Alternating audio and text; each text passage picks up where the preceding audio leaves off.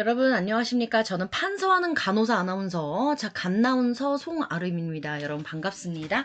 여러분 저희 작심삼일 요양보호사 합격 비법 노트 지금 9단원 챕터 9 할 차례입니다. 요양보호 기록과 업무보고 좀 나눠서 볼 건데요. 138페이지고요, 여러분.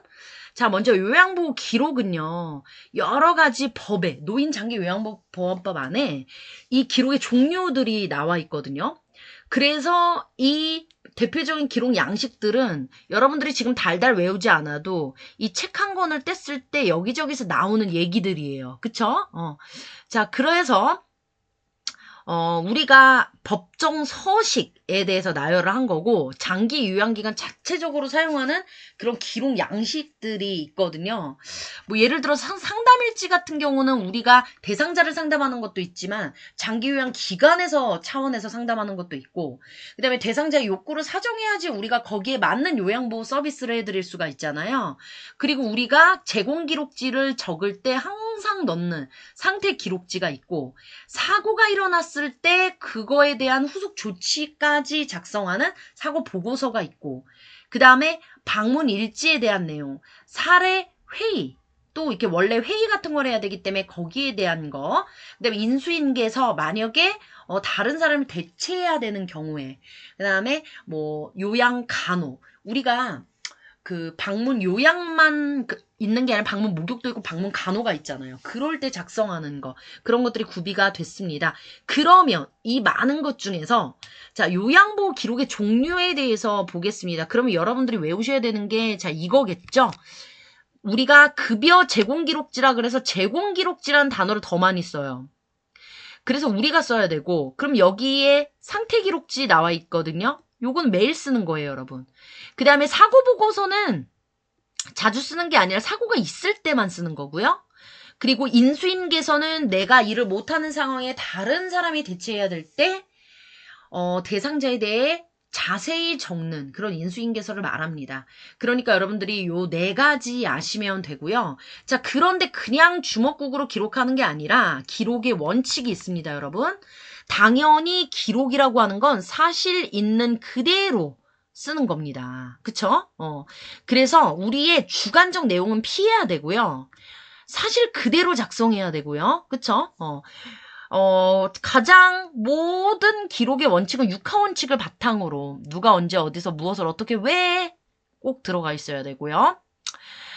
그리고 모든 기록에는 정확한 시간뿐만 아니라 기록자를 명시해야 돼요. 여러분, 기록은요, 우리가 한 행위에 대한 증명이기도 하지만 나중에 뭔가 문제가 되면 이 법정에서 나를 구해줄 수 있는 유일한 방법이 기록입니다. 그렇기 때문에 여러분들이 이 원칙은 처음에 좀 일 시작할 때 더딜 때는 이걸 다 준수해가면서 해야 돼 라고 하지만 이게 습관이 되면 아무것도 아닌 일이거든요. 그러니까 초반에 이 원칙들을 거스르시면 안 된다라고 하는 거.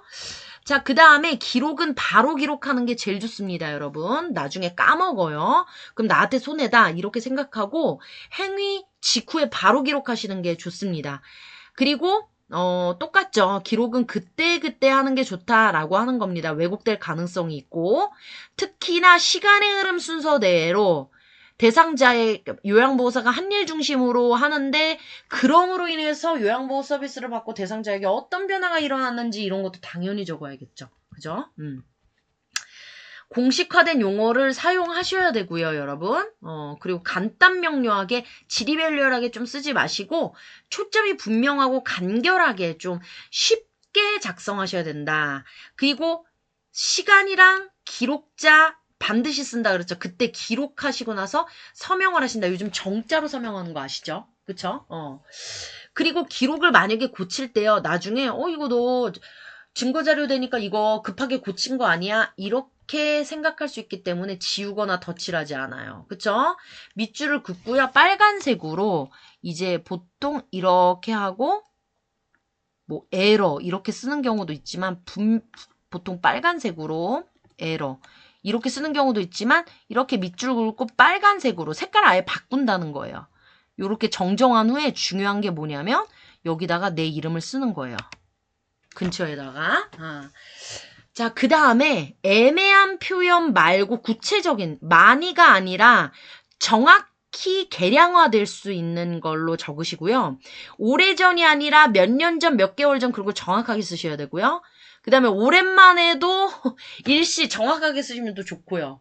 심하다. 예를 들어 피부 상태다. 그러면 피부 박리가 그쵸. 이렇게 계량화될 수 있는 걸로 다 적어주시는 게 좋습니다. 여러분 제가 따로 말씀드리지 않아도 기출은 다 이렇게 풀어보시죠. 그죠? 자, 그 다음에 기록에서 업무 보고입니다. 업무 보고도 역시 객관적 사실만 보고하고 육하 원칙 바로바로 보고하셔야 되고요. 내용이 중복되지 않게 보고를 하셔야 되고 보고 같은 경우는 뭐 사실 매일 보고하는 일일 보고가 정기 보고예요. 정기 보고와 수시 보고가 있는데 정기 보고는 일일 보고 주간 월간 이렇게 나누어져 있고요. 상황의 변화에 따라서 그때그때 보고하는 수시 보고가 있어요. 만약에 수시보고 같은 거는요. 대상자의 상태에 변화가 있을 때 즉각 보고를 해야 되고요. 가족들에게도 보고를 해야 됩니다.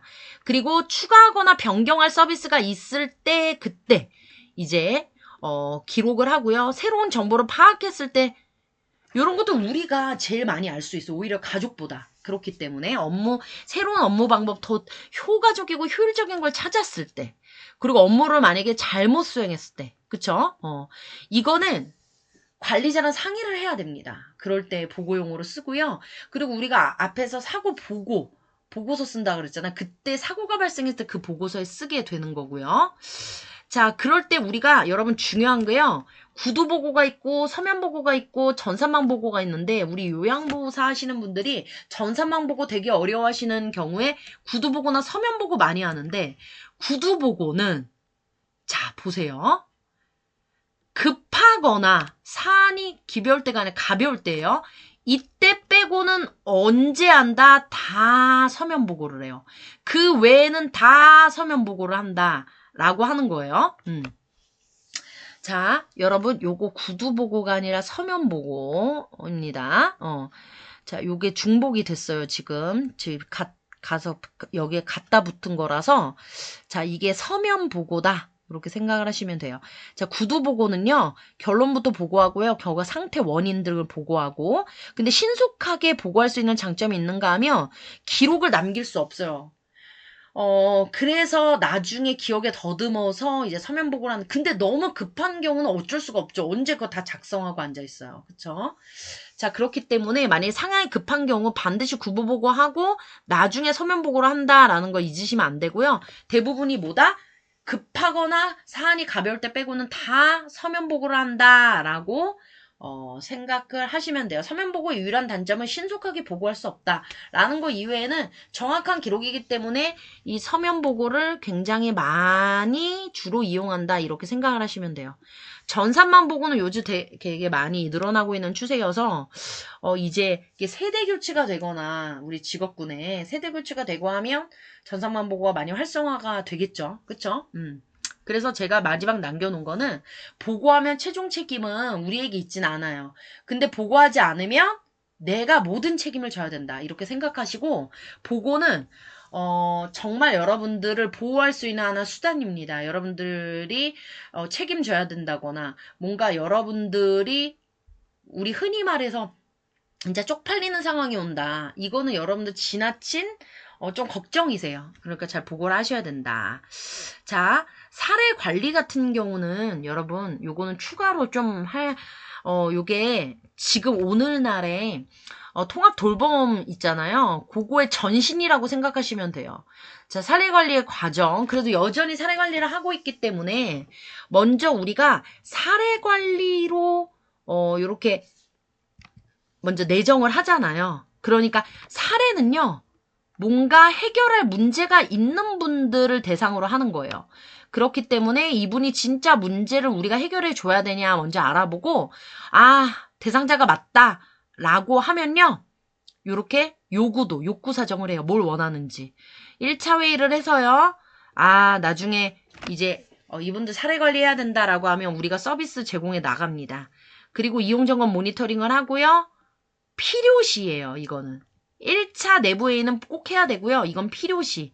상태가 변화됐다거나 아니면 서비스 내용을 바꿔야 될 때, 이럴 때. 그리고 나서 평가 종결하고 사후 관리에 들어갑니다.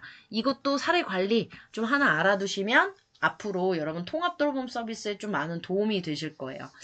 자, 여러분 이렇게 해서 요거는요, 여러분 이 사례 관리는 쭉 제가 지금 설명드린 이 내용이 자세히 나와 있는 거니까 좀 여러분들이 읽어보셔도 됩니다. 자, 중요한 거는 이 앞에서 다 했습니다.